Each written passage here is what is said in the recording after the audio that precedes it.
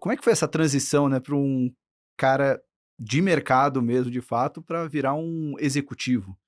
Eu te diria que até 2006 eu era basicamente trader, um trader gestor, tocava uma área, tocava tanto áreas de trading quanto áreas de sales, mas era muito focado não na construção do banco como um todo, mas focado primeiro em tocar o meu book, depois em tocar a mesa, depois em tocar a área. Uhum.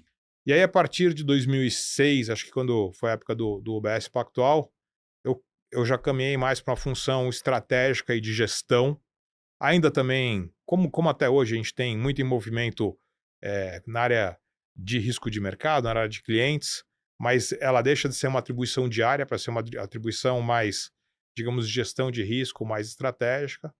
E aí, quando a gente montou o BTG em 2008, acho que aí realmente eu fiz uma transição para uma função bem mais estratégica, que eu fui ser CEO. Eu não entendia nada nem de operações, nem de tecnologia, nem de back-office, mas eu entendia do business. E aí minha função era achar gente que entendia de cada unidade técnica e tocar a estratégia do negócio. Então, acho que essa transição é sempre que eu brinco, né? Quando você começa, você tem que fazer qualquer que seja a sua função muito bem. Eu brinco que eu provavelmente era o melhor batedor de boleta que já passou pelo banco, mas batia a boleta bem pra caramba. Se você não faz a sua primeira função técnica bem, você não vai conseguir evoluir. Aí depois, o seu próximo desafio vai ser você fazer uma função técnica e supervisionar algumas outras funções técnicas. Mas você ainda é um chefe para garantir que a coisa saia como precisa. Aí depois você avança um pouco mais na sua carreira e você vai acabar liderando várias pessoas que estão supervisionando funções técnicas. E aí que eu sempre brinco que as pessoas precisam começar a fazer a transição de chefe para líder, né? Você quer trabalhar para alguém que te manda o que quer fazer ou te inspira o que é para você fazer? Alguém que não quer ouvir seu argumento, alguém que te debate com você, ouve o que você tem a dizer e toma a melhor decisão para o business e não a melhor decisão pessoal para ele. Que ambiente que você quer estar? Eu acho que essa transição que é super importante. Aí depois você vira um líder de vários supervisores, até que você aí avança para uma função mais estratégica e você vai chegando até quando você está num cargo, digamos, mais C-level, onde você é um generalista, maior parte do tempo, e quando precisa você vai se aprofundando e você tem capacidade técnica de discutir com o especialista se assim for necessário. Eu acho que essa é a evolução que você faz ao longo da carreira, né. Bem legal. Não, bem legal mesmo, porque assim, o que a gente mais conversa aqui no Market Makers são com gestores de fundos, né? São mais de 200 episódios e eu chutaria que metade deles foram com gestores. E a grande dificuldade que a gente percebe nos gestores é quando os gestores de fundos precisam ser gestores de empresas, porque não é uma habilidade tão fácil, né, de desenvolver. Muitas vezes o cara que é muito bom de gerar cota não necessariamente tem um bom tato, toda essa maneira de lidar com pessoas. Tanto que várias assets que a gente vê hoje no mercado, boa parte do resultado é explicado até pelas pessoas que estão por trás, não do fundo, né, mas da empresa em si, Uhum. né.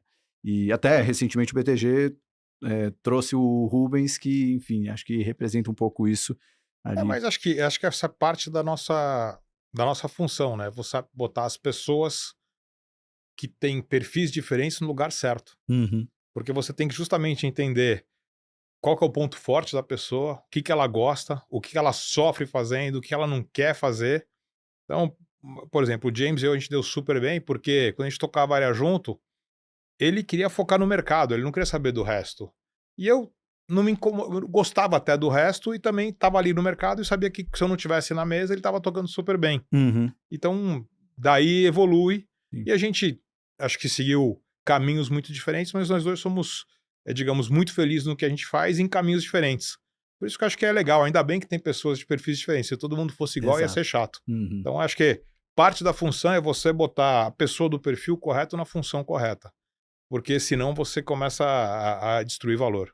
Até o que o Clóvis nos ensinou, né, sobre descobrir o seu daimon, né, qual a sua grande vocação ali. E essa cultura que você descreveu, você já encontrou ela logo lá, quando você entrou em 92, 94? Você sente que ela amadureceu ao longo do tempo BTG Pactual, depois BTG Pactual, ou você já encontrou esse modelo em que as pessoas iam assumindo as funções e depois iam progredindo na carreira? A cultura evoluiu e mudou um pouco ao longo do tempo, mas a meritocracia, o trabalho duro, a resiliência estavam lá desde o início.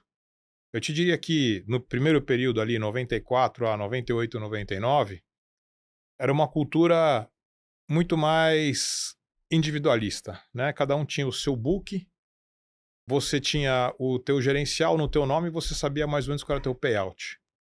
E eu brinco que foi a nossa geração de traders que acabou com os gerenciais nominais, virou gerencial por área e começou a botar a parte qualitativa em cima. E nisso você saiu de uma cultura de, bom, estou preocupado aqui com o meu livro, de como é que eu vou criar uma empresa e gerar valor, criar franquia de cliente. Eu acho que isso ao longo do tempo foi se aprimorando, acho que até onde na cultura que a gente está hoje, onde é uma cultura onde a gente valoriza muito a dedicação, a intensidade, a empatia, se botar no lugar do cliente, se botar no lugar dos seus liderados, dos seus pares, da sua equipe, e valorizar principalmente o trabalho em equipe. A gente estava aqui comentando antes de começar sobre futebol, né? E eu sempre brinco quando eu falo com a nossa turma que grandes craques ganham jogos, né? Às vezes um grande craque consegue ganhar até um campeonato, mas é só quando você tem um time de craques, que às vezes tem um grande craque, às vezes não, mas que jogam juntos para o time, que você faz história. E a gente teve aqui recentemente a final aí, o PSG, um time de nenhuma grande estrela, mas jogando como time, para time, e é mó goleada numa final de Champions. Uhum. Né? Você pega o próprio Patriots, que tinha um Tom Brady, como todo mundo jogava para o time, eles viraram uma dinastia. Então é uma coisa que acho que hoje em dia a gente tem essa cultura no banco, onde a gente está preocupado em fazer o certo, não estar certo. A gente está preocupado que o melhor argumento ganhe a discussão, não importa quem traz o argumento. Agora, isso é muito fácil falar e às vezes difícil fazer. Você tem que ter uma humildade, você tem que entender, você tem que ter uma confiança para estar errado. E acho que isso é uma coisa que a gente passa para a turma desde cedo, e acho que esse é grande parte do segredo da cultura do BTG Pactual, que acho que é uma grande vantagem competitiva nossa, essa cultura e as pessoas que ela atrai, como ela motiva as pessoas e como você consegue ter um time muito sênior que trabalha junto há muito tempo, motivado. E é justamente essa cultura que traz isso. Quando você estava lá em Wharton, acredito que você teve contato com o que era o Goldman Sachs lá, contato que eu digo, estudou, né, o modelo.